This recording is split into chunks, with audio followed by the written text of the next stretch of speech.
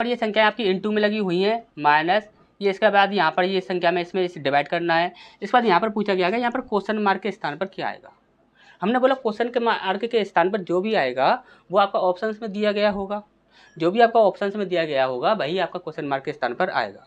अब हम कैसे पता करें कि ऑप्शंस में कौन सा ऑप्शन हमारा बिल्कुल सही है, तो बहुत ही ज़्यादा ईजी तरीका है, सीधा ही इकाई अंक से खेलेंगे। इकाई अंक से कैसे खेलेंगे, हमने बोला सबसे पहले देखिए आपको डिवाइड तो आपको एक बार डिवाइड तो करना होगा। हमने बोला 21 या 63 होता है, यानी कि यहाँ पर 3 बार तो ये चला गया 63, यहाँ पर आपका कितना बचेगा 4 बचेगा। 21 दूनी 42, यानी कि यहाँ पर कितना आ जाएगा आपको 2 आ जाएगा, यानी कि यहाँ पर इतनी जो संख्या है इसके स्थान पर आपका कितना आ गया 32 आ गया।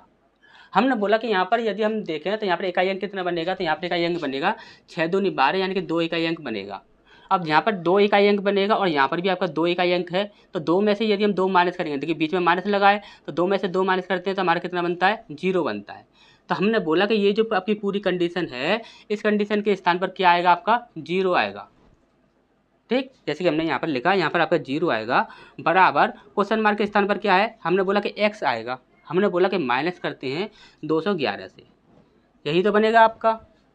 आप यहीं पर सॉल्व कर सकते हो, लेकिन हम आपको समझाने के लिए हम आपको इतना बता रहे हैं। ठीक, हमने बोला कि यहाँ पर आपका यदि 0 बन रहा है तो यदि बराबर में आपका इतना है तो यहाँ पर भी आपका 0 ही बनना चाहिए, तभी आपकी कैलकुलेशन जो है वह सेटिस्फाई करेगी।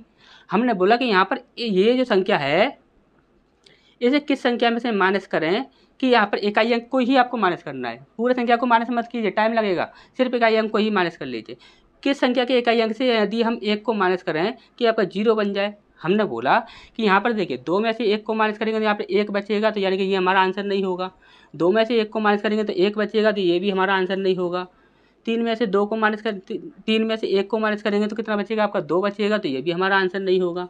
1 में से 1 को माइनस करेंगे तो आपका कितना बचेगा 0 बचेगा, तो यही हमारा आंसर हो जाएगा।